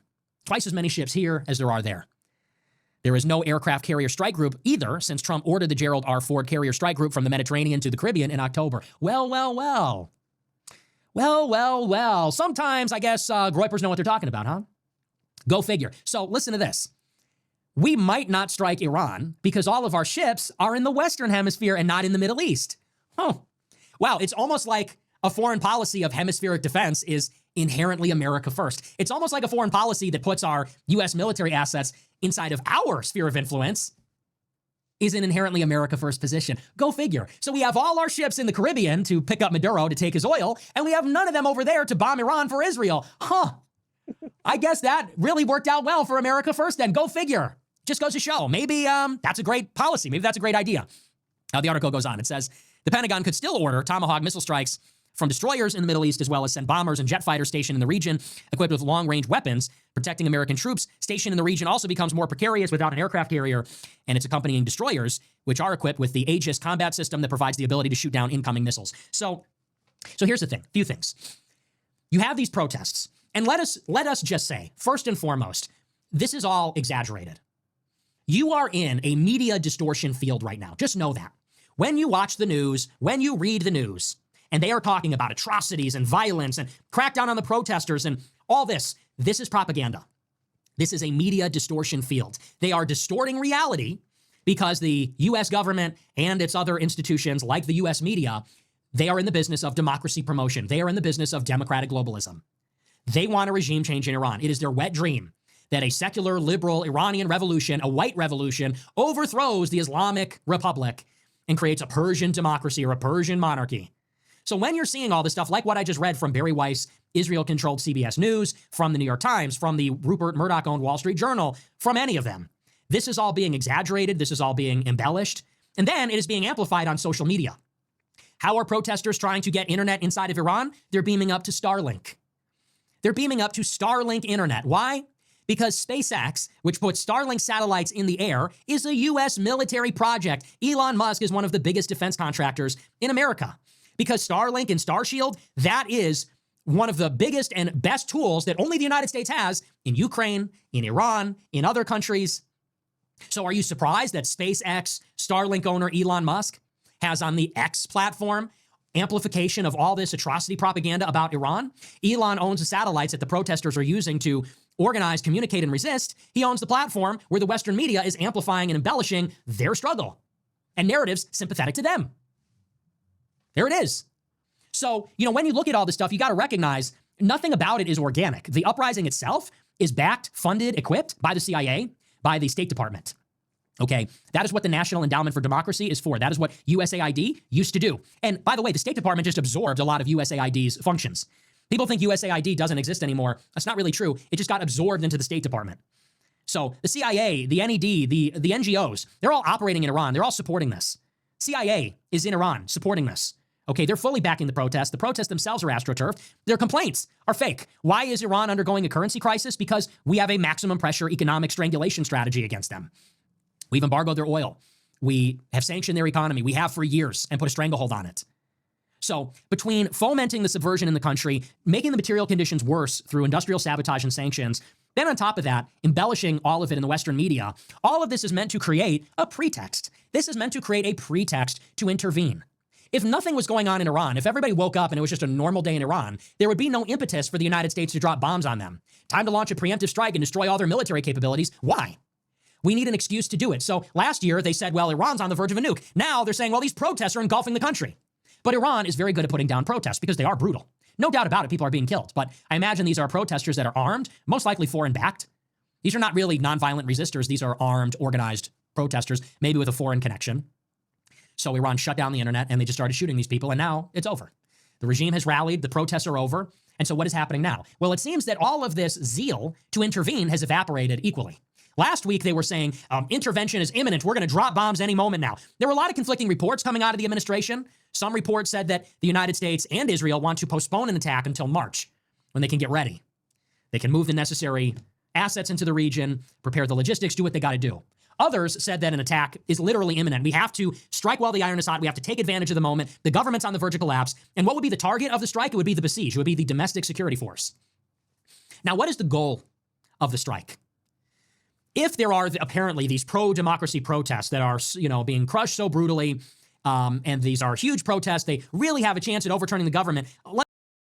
Why did just pause? Let me just say first and foremost, that is never going to overthrow the Islamic Republic, okay? The Islamic Republic of Iran has a 1 million man army. The Iranian Revolutionary Guard is massive. The Iranian Armed Forces is massive. and they're well armed and they're organized and they're experienced. And above all, they're loyal. They're true believers. They're loyal to the Ayatollah. They're loyal to the regime. And so the idea that like thousands of protests are going to take to the streets and demand the end of the government, that does not actually overturn the government because Iran will just kill them. That's what happened in Syria. It took 14 years, or what is it? Yeah, I guess it's 14 years for Bashar al-Assad to be overthrown. And Assad was a fraction as powerful as Iran. And that was with sustained armed resistance. That was with your Syrian Democratic Force. That was with your Peshmerga. That was with the Kurds. That was with this rally against ISIS, with ISIS Air Force, the United States. That's with the Russian Air Force. I guess the Russian Air Force was in favor of the regime, but you understand, this was a fight. This was a civil war between two armed groups, one with some ideas, with weapons, with foreign backing, the other being the regime. The idea that Iran is going to be pushed over because thousands of protests came out and fought with the cops, they will just send in the army with the guns and start shooting these people, and they'll just start dying, and people start running away, and then that's it. So what was the Trump administration going to do? Well, at one point, it was alleged, as I said, they were going to bomb Iran's domestic security forces, the Basij, which is like a militia. These guys in particular are looking out for spies. Now, would you guess that on the last day of the 12-day war in June of last year, these were the types of targets that Israel was pounding hundreds of times before the ceasefire went into effect? When Israel attacked Iran last year, they targeted these government buildings. They targeted the military leadership. They targeted the domestic security force. And as that deadline approached that Trump imposed for the ceasefire, they hit the Basij really hard, hit the domestic security really hard. Why did they do that? Did they do that because they thought the government is going to be overthrown tomorrow? No. They did that because this is part of a systemic effort to degrade Iran's ability to defend itself. Again, nukes, missiles, domestic security, proxies. They want to make it so that they have this expression. They say they're trimming the grass. They're mowing the grass. They want to keep Iran weak and off balance. I don't think there's any idea that these protests are really going to lead to the end of the regime. But will they justify more U.S. intervention? Yes. Will they allow Israel and the United States to take out missile platforms? Will it allow them to degrade Iran's internal security, their domestic security? Yes. And what does that lead to? Well, maybe the regime doesn't fall tomorrow, but it forestalls diplomacy. The more that the United States has blood on our hands, the more that we intervene, the less willing they are to negotiate. And if Iran is not willing to negotiate, then war is inevitable. And that is what Israel wants. Two, if we hit their missile platforms, if we hit their internal security, it makes them more prone. The cancer can grow. The cancer can spread. More subversion, more infiltration, more destabilization. Without the missiles, they're less able to defend themselves. This is about creating a tempo. It's about creating a rhythm. Like I said, Israel has been doing industrial sabotage, cyber attacks. Then in 2024, they provoked Iran twice. They're blowing up Iranian Revolutionary Guard commanders in Syria, and then they assassinated the leader of Hamas in Tehran on their inauguration day. Then they launched a preemptive strike. Now we want to do a democracy promotion strike and maybe hit some of their missiles too. It's about this orchestrated escalation, which will lead inevitably to a decisive confrontation. And what does that mean? It means a straight up war. Because how are you going to decapitate the Iranian regime? It's not like Venezuela where you kidnap one guy. You can't just shoot their missiles from the air. This is a hardened, fortified regime. They're underground. They build their missiles underground in underground cities. And they're not these little tunnels like Hamas digs. They're actually like cities. These are fortresses underground, and they're dug in. You want to kidnap the Ayatollah? We don't even know where he is. Maduro, they clocked him. They knew. The Ayatollah, they couldn't find him last year. So this is not Venezuela. This is not Assad. This is not Gaddafi. This is a serious country with a serious capability in military. And if you want to overthrow this government, it's going to involve armed resistance, probably from the Kurds, from Balochistan, from ISIS, from maybe some kind of liberal opposition, supplemented by U.S. air power. But even that won't be enough. I really, truly believe that in the end, it is going to demand some kind of U.S. ground force. And I know that sounds crazy, and it sounds unlikely, but you will not achieve a regime change without actually putting the boots on the ground. You cannot defeat an army by just dropping some bombs. If you can't. It's a crazy prediction by Nick. I think he actually might be right about that one as well. I mean, it is just incredible how well he could monologue this entire thing. But that's a big prediction, and I actually think he is probably right about that as well. Can't do it against Hezbollah, you're not going to do it against Iran. If you can't do it against Assad, you can't do it against Iran. And what I'm worried about, again, is that we are set in this tit-for-tat reciprocal escalation for which there is no off-ramp. And Israel is holding our hand, walking us down the road towards an inevitable war. Now, what happened this week is that the protests got crushed, and now it seems that if the United States bombs Iran, a couple of things are going to happen. First of all, Iran is no longer completely vulnerable, and if we hit Iran now, it might actually rally the pro-regime forces. Bombing Iran's government might actually have the opposite of the intended effect. So that's one. Two, and this is really important. If we bomb Iran, Iran will retaliate against U.S. bases, maybe against Israel, depending on who hits them and where and when.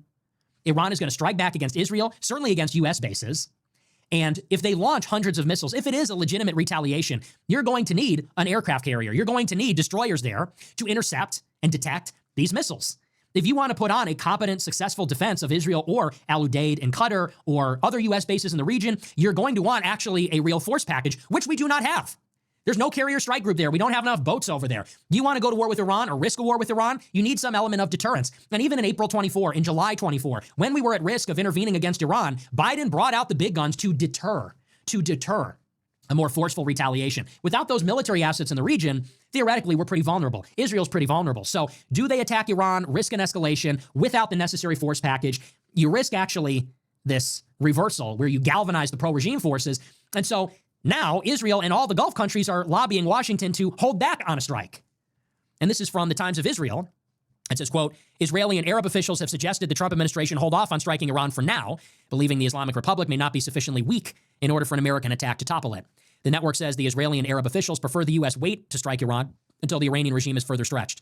According to NBC, Israeli officials told their American interlocutors that they strongly support regime change and U.S. efforts to bring it about, but are worried that foreign military action may not be enough. They also reportedly suggested the U.S. act in other ways to destabilize the regime and support the protesters who could do more to undermine the Islamic Republic until strikes could have a decisive role. Among the actions that NBC says Israel proposed are assisting Iranians get around the communications shutdown, toughening economic sanctions, engaging in a cyber attack, or launching targeted strikes against specific senior leaders in Iran that could spur the regime's demise. So now Israel and the Arabs don't even want us to intervene. Notably, however, the United Arab Emirates seems to be ambivalent. They seem to want us to do it. But every other country is telling us, hurt their economy more, ratchet up the pressure on sanctions, secondary sanctions, the 25% tariff against Iran's trading partners. They're saying conduct cyber attacks, assassinate key figures, make it ripe for regime change, and then go in March. And here's the timeline. Israel and Trump are very conscious of the fact that this is a midterm election year. You don't want to roll the dice right before the election. You don't want to give the Democrats a layup and say that Trump is bringing us to war in Iran. You don't want to take the chance. So both Israel and the United States know that whatever we're going to do, if we're going to do anything, it needs to happen probably before the summer. So I think the timeline for a U.S. strike on Iran is probably the spring, like March. I think they're going to ratchet up.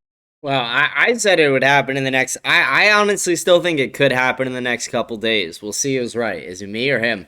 Nick seems to have a lot more knowledge on this subject than myself and most other people, so maybe he's right, but I don't know. I look at the Pentagon Pizza Index. I look at the different things that the media is saying, similar to what he's saying, all the stuff we're seeing on social media being flooded about the atrocities in Iran right now. I think it's going to happen, honestly, within the next 48, 72 hours. Nick seems to think it's going to be a few months. So I guess we'll see. We'll know by the end of the week who's correct on this one. But again, you just got to give it to him. His ability to seamlessly monologue, it's incredible. The economic pressure, there's going to be some kind of action will take place this week, I think. Something's going to happen. Yeah. Well, I don't know if it'll be a missile strike, but it'll be something.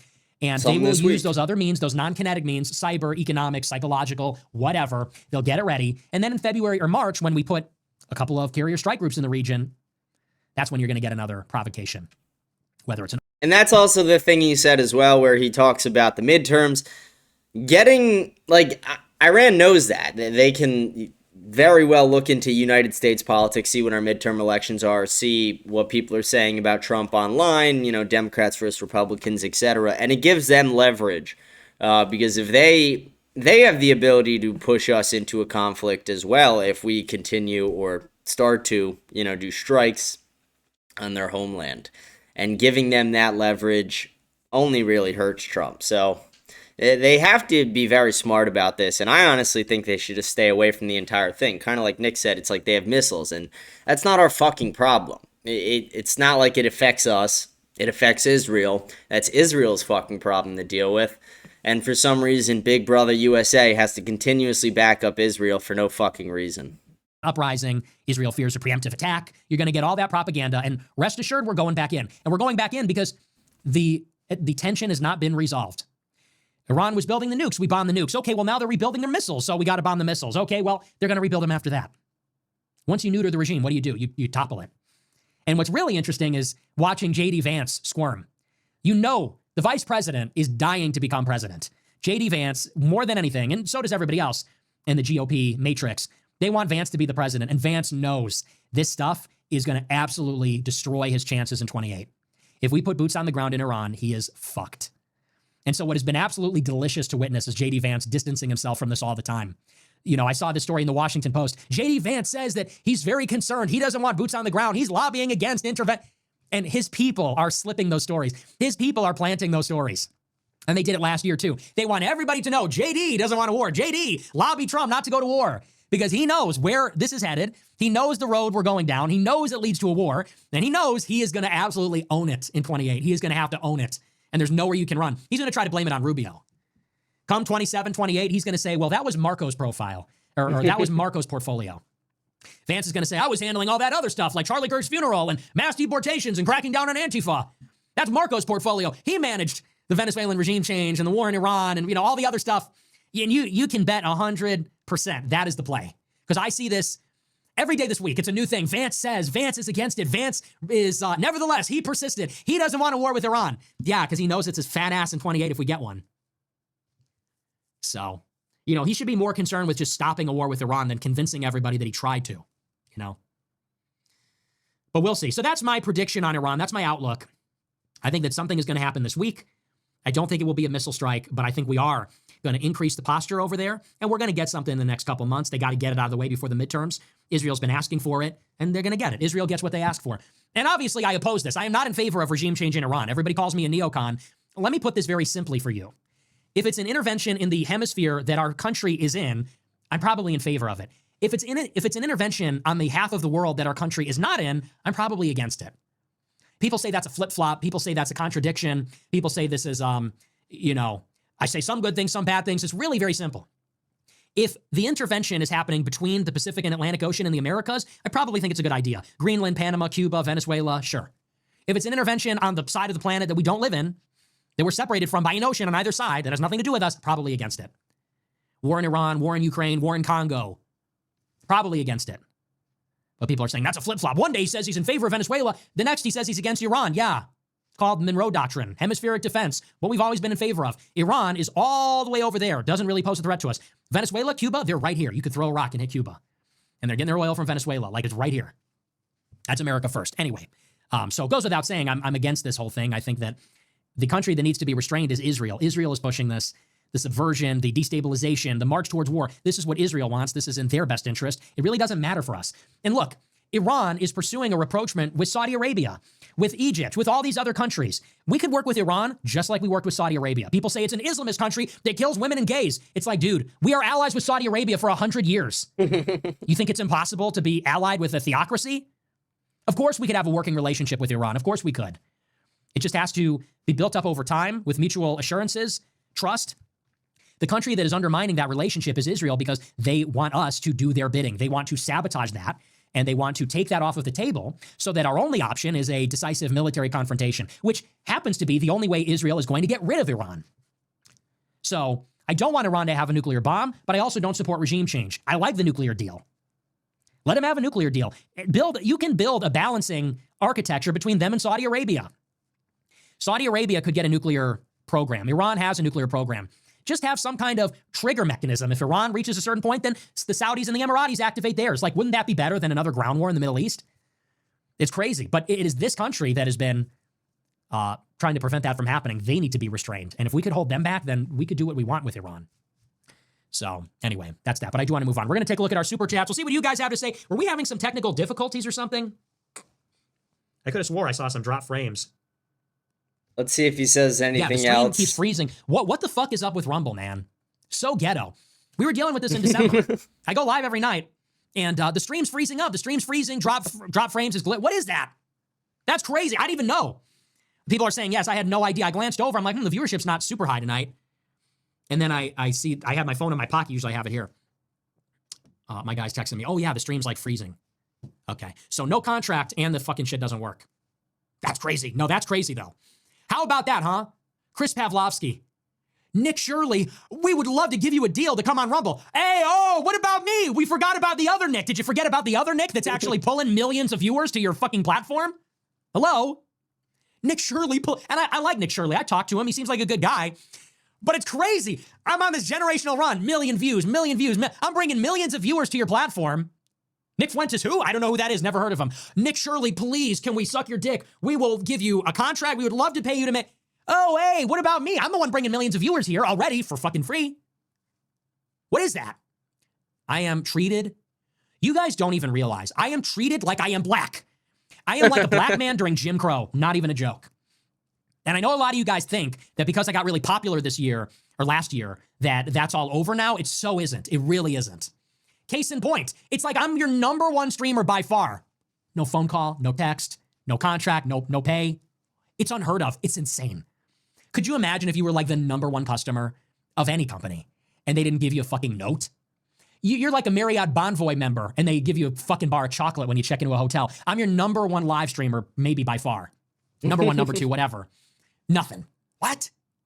And it's because I'm Nick Fuentes and I'm like black, separate but equal. And it's like even people that I know treat me like they don't know me sometimes. They act like they don't know me. And I'm not going to get too specific, but even close friends of mine act like they don't know me because I'm me. So I'm still a nigga, okay? I was a nigga last year. I'm still a nigga. 2026, still a nigga. Does it, new year, new me. Am I a man? Nope. Still a nigga. Nope. Am I a citizen? No, it's crazy. So anyway, that's just insane. The Nick Shirley thing, I was like, wow, you literally hate me. Nick Shirley, please, we'll pay you money to stream on our platform. Whoa, did you forget about the Nick that's on your platform? Hello? Insane. Actually insane. And then it's broke. And then it doesn't even work. It's like, okay, first time having a live stream award. Crashing out a little. Oh, whoops, I don't have my headphones in. All right, we're going to take a look at the super chats. I'm going to stop complaining. Stop my belly aching. If he's going, once he starts the super chats, we'll go to the comments. Give me a hard time. Oh, you got McDonald's Wi-Fi. It's not me, it's Rumble. I didn't even know what was happening last night. It's happening again tonight. We got to have a little talking to. Like, what do we got to do to make this damn ass website work? All right. That's been the reaction stream to that. I mean, Nick is he's able to do this at a rate that nobody else is able to. Nobody else has that knowledge. Nobody else has the ability to monologue seamlessly for hours on end about these subjects. No one else is able to make these predictions consistently and have them always come true. Nick is the crystal ball you shake and it gives you the fucking answers. It's pretty incredible to see. And we differ in a couple opinions that I said there. Like I said, I personally think there will be a strike within the next few days. I know he said there will be some action in the next few days. I actually think there might be a strike, but it's a chance I'm wrong on that. If I'm wrong, I'll eat my words on that. No problem there. And then the comments in the beginning as well when it came to the Jeffrey Epstein thing. Again, obviously, I've expressed my opinion about it and how I totally condemn it, and I think it's, like I said, I think they should raise the age. I really, but I understand his opinion, because I've made that same point before, where it's like, we do have countries all over the world that have these lower ages, and some even, like, I mean, Iraq is like, 9 there, and that's way too fucking low. I mean, we should literally wipe that fucking country off the face of the earth for that alone. But when you have so many countries that have decided on like 15, 16, and I don't think the USA should do that, it does bring up an interesting point when it comes to Epstein. But at the same time, to my knowledge and from what I saw in the Epstein files, it looks like there was kids way younger than that there. So I do think that part's still a problem. But the bigger problem, and kind of what he talked about, is the fact that it was a blackmail operation infringing into the United States politics. So I think that's, one of the bigger points he was trying to make. But with that, we're going to go over to our comments. Let's see what you guys have to say. Let me get those pulled up. Please remember to like, smash the follow button, leave a comment, let me know what you think about the show. We read all the comments at the end of each show, as you guys know. Rate the show 5 stars on Spotify. Let's see.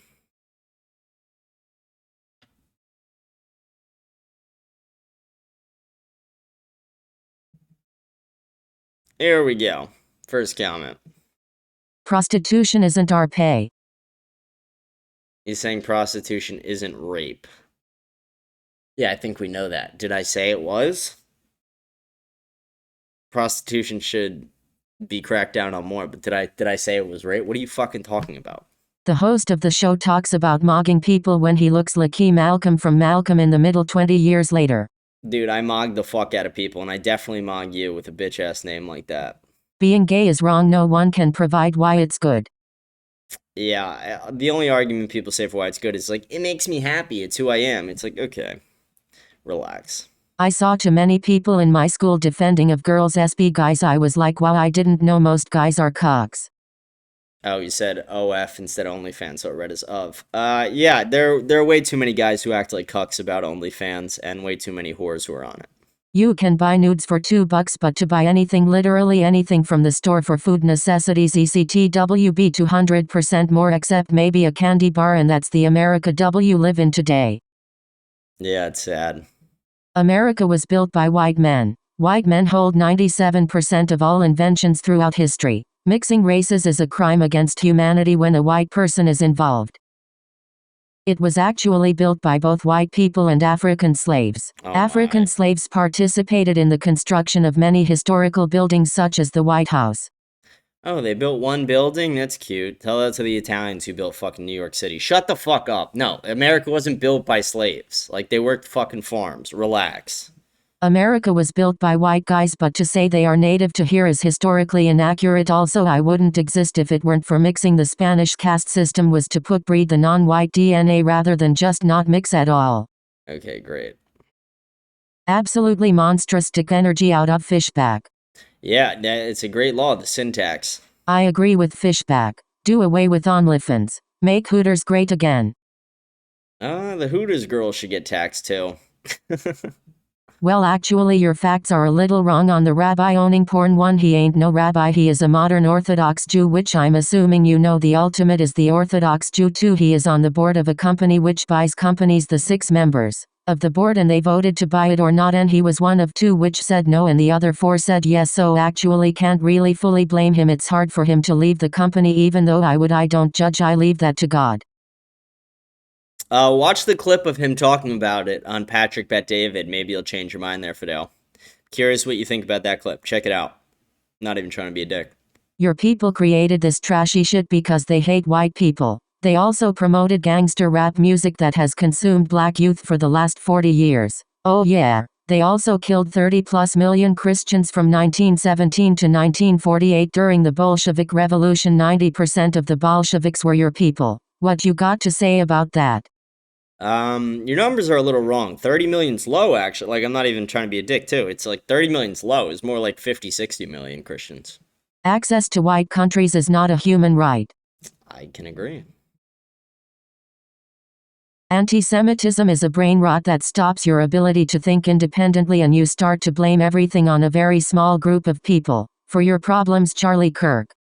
Charlie Kirk was paid by Israel, so quoting him on a quote about anti-Semitism kind of means nothing. Anti-Semitism is the appropriate response to their behavior. That's crazy. No one is saying Fidel is accountable for the actions of his people. Just stating facts, that's all. They don't teach us about all the Christians that were killed in gulags and starved to death during the Bolshevik Revolution in school. Yep, and it's because Robert Maxwell wrote our textbooks. I'm sure they do in some countries. If you live in USA, they probably wouldn't teach that because it's not really relevant to our history. You're a fucking idiot. The Holocaust, super relevant to our history. Bolshevik Revolution, not relevant at all. Like, what? Fuck off. And also, Bolsheviks were going after Christians solely. They were going after all religions as they were atheist. Yeah, they killed about 50, 60 million Christians, though. And also only 5% of Bolsheviks were Jewish. Nowhere near 90%. Not true. Actually go read some books instead of just using ChatGPT. They should be teaching all of this stuff in history in school worldwide, including World War I, World War II, Bolshevik Revolution, and Great Depression. Yeah, they teach all those things besides the Bolshevik Revolution, which was a part of World War I. I remember January 6th.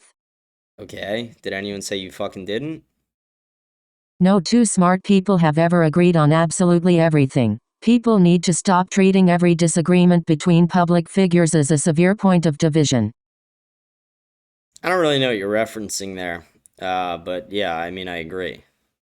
It's literally impossible for 2 people to agree with each other on everything, and also impossible with 2 people disagree with each other on everything. So it's absurd for someone to go, oh, you said this, but Einstein said this. You're stupid. Yeah, what are you guys fucking talking about? I actually agree with him, sort of. Agree with who? That's super fucking vague. Pick a side, brother. We should just make it illegal. Watching porn is cheating and OnlyFans is prostitution. It's pretty simple if you ask me. Yeah, I mean, I actually do think I'm in favor of punishing cheating with a criminal offense if there's kids involved. Like, if you have children with a woman and either of you cheats, I actually do think that should be criminally punished. I mean that I agree with the concept of banning porn. However, I feel like we need to focus on other issues that are currently more important. Yeah, I think they could knock that one out, but they choose not to because of who runs it. Like getting non-1790 Naturalization Act invaders out of our country. How about we just get almost all the immigrants out of the country? Taxes should be at 100% for that BC. That's a BS way to make money. Yeah, I mean, at least 90%, right? You should ACC have skill if you want to make money. Most retards who make money have little to no skills, but I agree. How do the Green Bay Packers manage to choke a 21-3 lead to the Bears almost like the Falcons did with the Patriots? I'm genuinely going to get a heart attack from watching Bears games. Yeah, they'll win. I mean, it's only fitting that the Bears win because we have a Chicago American Pope now. So, it's the Bears' time this year. Next game I'm only going to start watching when it's the fourth quarter. That's gay. Since the Bears seem to think you're only allowed to score touchdowns in the fourth quarter and it's illegal in any other quarter. Also, in the Orthodox community, almost every person has a filter on their phone because it is against religious law to watch porn.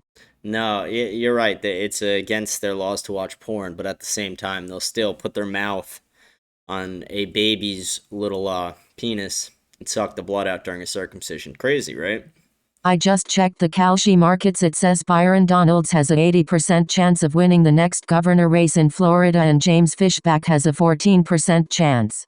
Yeah, he just announced his candidacy just a few weeks ago. He had a 1% chance. And again, you just saw what happened in New York with Mamdani. If Mamdani can win, fucking anyone can win. Fidel, you're a rich guy. Let's make this bet. I'm not rich, you're rich. Let's bet $100 that Fishback wins. You give me, if you want to give me the fucking odds you just laid out, give me half those odds and I'll still fucking take the bet. The Bears also have the advantage on Sunday as the weather in Chicago will be about 10 degrees. But on the other hand, Stafford and Davante Adams were both part of the NFC North for a substantial amount of time, so they might be used to it. IDK. All I know is the game doesn't start till the fourth quarter. I actually think that game's going to be pretty busy throughout. And yeah, I mean, like, are you really like, oh, it's going to be 10 degrees, they might shrug? No, they fucking won't. The other point you made is correct. Stafford, it's not going to fucking matter to him what fucking temperature it is out. After that loss in Green Bay, the Bears remained resilient and delivered 2 fuck yous right back to Green Bay. Yeah, I mean, it was a good game. Let's go. Like, I'm an Eagles fan, but I'm rooting for the Bears for the rest of the season now that the fucking Eagles are out. All right, that was all the comments we had on Spotify. We kind of zipped through those. Let's see if we... Don't know if I got any on YouTube. Let me see. It says I got one. Let's see what it was. Did you say that you were going to start producing merch? If so, would you be able to ship to the UK? Also, do you think you would ever run for a political position? I think you're a tremendous speaker. Yeah, so I'm pretty sure USPS ships to the UK, so wherever USPS ships to, you'll be able to fucking get it when I drop the merch. And yeah, I mean, that's the reason I started this, is I wanted to run for House, and then I realized I need $1 million to fucking do it. So if you got $1 million, I will gladly run for political office, but you know, I'm not going in debt a fucking million to run a campaign. If anyone wants to give me $1 million, feel free. I'm here. I'll take it. Just send it to my Bitcoin address. Send it to me through superchat. I don't fucking know. If you got $1 million for me, I'll gladly run for public office. But glad you like the show. Glad you enjoy it. Thank you. Oh, I've just been annoyed today because I haven't fucking had any service. I had a whole kind of idea for what I wanted to do on the show planned, and then I couldn't really do any of the research for it today because of the fucking internet outage. Didn't have service on my phone all day. Didn't get home till late, so I wasn't able to do the show till later. Wasn't able to do as much prep as I would have liked. So hopefully Verizon gets their shit together by tomorrow and we'll get everything fixed and we'll have a normal show tomorrow, but possibly the debates tomorrow. I don't know. Let's check my email right now. Let's see if this bitch responded. Let's do it live on the show. Fuck it, why not? Let's see.